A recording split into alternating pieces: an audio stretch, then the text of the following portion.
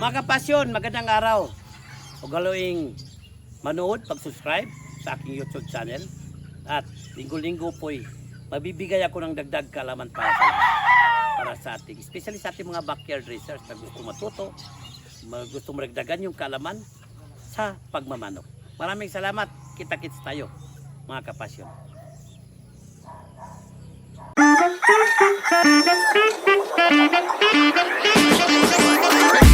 Magandang araw mga kapasyon. Ito na naman, isa na naman segment ng ating IFM, Inilog Farm Management. At ngayon, malapit na mga laban namin. Kaso lang, itong gagawin natin ngayon, hindi pa namin nasanay ng aming mga manok, especially itong mga tinatawag nating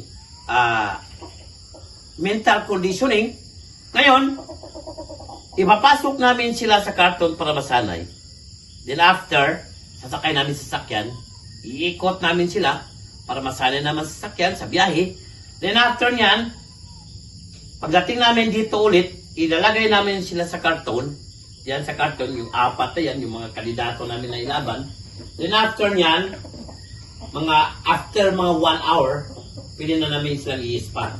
Pero usually ginagawa namin dito, tuwing may mga ganitong ginagawa, nagpapatakpo kami mga kapasyo ng Thunderbird Energizer Turbo.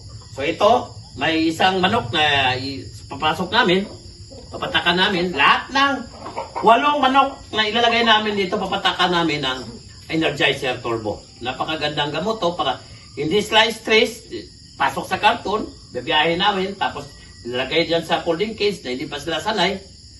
Then, after nyan, i-spar. Usually ginagawa namin to mga 2 weeks before the fight para sanay. Sa mga manok na mayroon talagang umaayaw, pagdating dito, mayroon talagang iniinda, hindi sila sanay. So, mga ganyang manok, kailangan natin na mayroon tayong reserve pampalit. Kasi baka pagdating na naman doon sa cockpit, mangyayari na naman ang ganyang problema. No? So, ito, kandidato po natin to, isang gray, papatakan natin ng 7 patak ng ating Energizer Turbo at ipasok sa karton. Pasok mo diyan mo.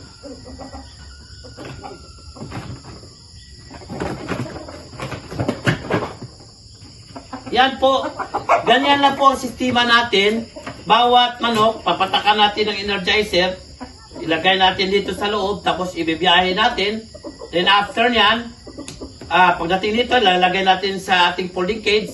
Then after 1 hour, nakapahinga sila, atin silang i-spot. Doon natin makikita kung wala bang pagbabago itong mga 8 manok natin na kandidato para sa ating stock derbies. So yan po mga kapasyon, isa na naman segment ng ating IFM, Inilog Farm Management. Sa susunod, iba na namang tips ang ating ibibigay sa lahat na lumalaban ngayon, especially sa stock derby. Maraming salamat po mga kapasyon.